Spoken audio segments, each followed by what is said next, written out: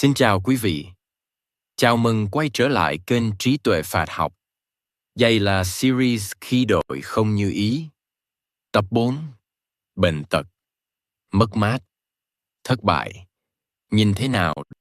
Trong tập trước, chúng ta đã nói về việc khi chuyện xấu xảy ra, điều quan trọng không phải là phản ứng nhanh thế nào, mà là làm gì với chính tâm mình. Không đè nén, không buông xuôi, mà học cách nhìn rõ và không để tâm gãy trước hoàn cảnh. Trong đời có những nỗi khổ không cần giải thích dài.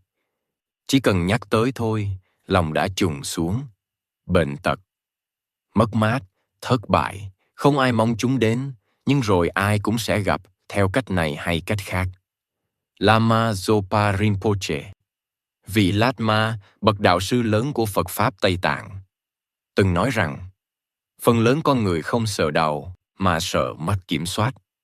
Khi thân khỏe, khi mọi thứ còn trong tầm tay, tâm tin rằng đời đang ổn. Nhưng khi bệnh đến, khi người ra đi, khi công việc đổ vỡ, cảm giác quen thuộc nhất là hoang mang. Không phải vì đau một chút, mà vì cái tôi quen kiểm soát bỗng nhiên không làm chủ được gì nữa. Trong Phật Pháp, bệnh tật trước hết được nhìn như một phần tự nhiên của thân có sinh có diệt. Thân này không phải là thứ bất biến. Nó hình thành từ nhiều yếu tố, ăn uống, môi trường, tuổi tác, nghiệp lực. Khi những yếu tố đó thay đổi, thân cũng đổi theo. Nếu không hiểu điều này, người ta rất dễ rơi vào tà kiến, cho rằng bệnh là hình phạt, là do mình tự sai, hay do một thế lực nào đó gây ra. Lama Zopa Rinpoche nói rõ, bệnh không phải là dấu hiệu của thất bại trên đường tu, mà là một phần của đời sống có điều kiện. Nhưng khổ lớn nhất khi bệnh đến không chỉ nằm ở thân, nó nằm ở tâm. Khi thân đầu, tâm bắt đầu nghĩ, tôi sẽ ra sao? Tôi còn làm được gì? Tôi có trở thành gánh nặng không? Chính những suy nghĩ này làm nỗi đau lan rộng. Phật Pháp không dạy phủ nhận những lo lắng đó, nhưng dạy nhìn thẳng để thấy rằng phần lớn khổ nằm ở ý nghĩ thêm vào, chứ không nằm trốn trong cơn đau. Lama Zopa Rinpoche từng nói rằng, nếu chỉ có đầu thân, khổ vẫn còn giới hạn. Nhưng khi tâm thêm sợ hãi, thêm oán trách, thêm tử thương hại, thì khổ không còn biên giới. Vì vậy, điều quan trọng không phải là cố làm cho thân hết đạo ngay, mà là đừng để tâm hoảng loạn. Mất mát cũng vậy. Khi một người thân ra đi, khi một mối quan hệ tan vỡ, nỗi đau ban đầu là rất thật. Phật Pháp không yêu cầu ai phải bình thản ngay trước cái chết hay chia ly. Nhưng Lama Zopa Rinpoche nhắc rằng, điều làm con người đau khổ kéo dài không chỉ là sự ra đi, mà là sự bám chặt vào ý niệm không được mất. Trong Phật Pháp có một khái niệm rất căn bản là vô thường.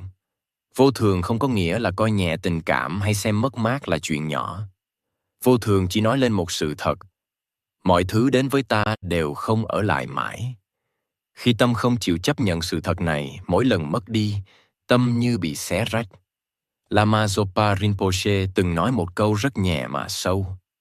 Ta đau không phải vì người kia ra đi, mà vì ta đã coi sự hiện diện đó là điều hiển nhiên, là thứ phải còn. Khi hiểu vô thường, nỗi buồn không biến mất, nhưng nó bớt cay nghiệt. Buồn vẫn có, nhọ vẫn có, nhưng không còn oán trách đội. Thất bại cũng là một dạng mất mát. Mất danh dự, mất vị trí, mất hình ảnh mà ta đã xây dựng về chính mình. Nhiều người chịu được nghèo, chịu được vất vả, nhưng không chịu nổi cảm giác tôi không còn là tôi của trước kia. Trong Phật Pháp, đây chính là chỗ chấp ngã hoạt động rất mạnh. Lama Zopa Rinpoche nói rằng, khi thành công, cái tôi được nuôi lớn. Khi thất bại, cái tôi bị tổn thương. Nhưng cả hai đều dựa trên cùng một hiểu lầm, tin rằng giá trị của mình nằm ở kết quả bên ngoài. Phật Pháp không phủ nhận nỗ lực, cũng không dạy xem nhẹ trách nhiệm. Nhưng Phật Pháp chỉ ra rằng, giá trị của một con người không nằm trộn trong thành hay bại. Nếu không thấy điều này, mỗi lần thất bại sẽ trở thành một bản án tự kết tội. Còn nếu thầy, thất bại vẫn đau, nhưng không phá hủy toàn bộ nội tâm.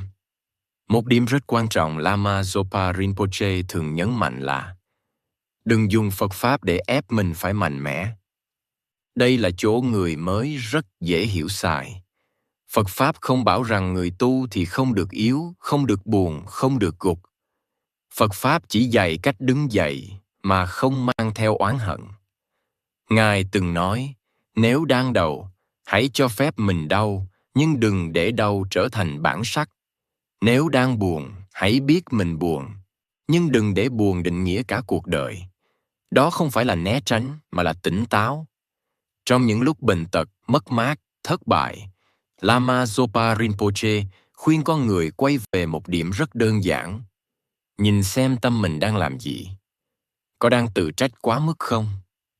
Có đang so sánh với người khác không? Có đang kể lại nỗi khổ của mình hết lần này đến lần khác không? Chỉ cần thấy rõ những điều đó, tâm đã bắt đầu nhẹ hơn.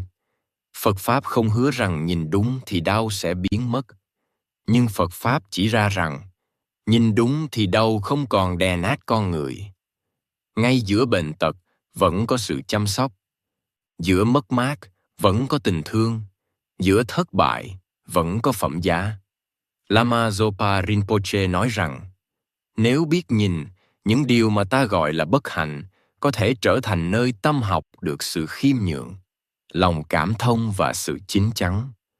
Không phải để ca ngợi khổ, mà để không phí hoài khổ. Tập này dừng lại ở đây, ở chỗ rất thật. Bệnh tật, mất mát, thất bại không hỏi ý ai trước khi đến. Nhưng cách nhìn của tâm có thể quyết định chúng trở thành vết thương không lành, hay trở thành nơi con người trưởng thành. Trong tập tiếp theo, chúng ta sẽ cùng bàn về một điều nhiều người nghi ngờ. Liệu khổ đau có thể trở thành sức mạnh nội tâm hay không? Và nếu có, thì sự chuyển hóa đó bắt đầu từ đâu? Xin cảm ơn quý vị đã đồng hành cùng kênh Trí Tuệ Phật Học. Xin chúc quý vị luôn mạnh khỏe, an nhiên giữa đời thường.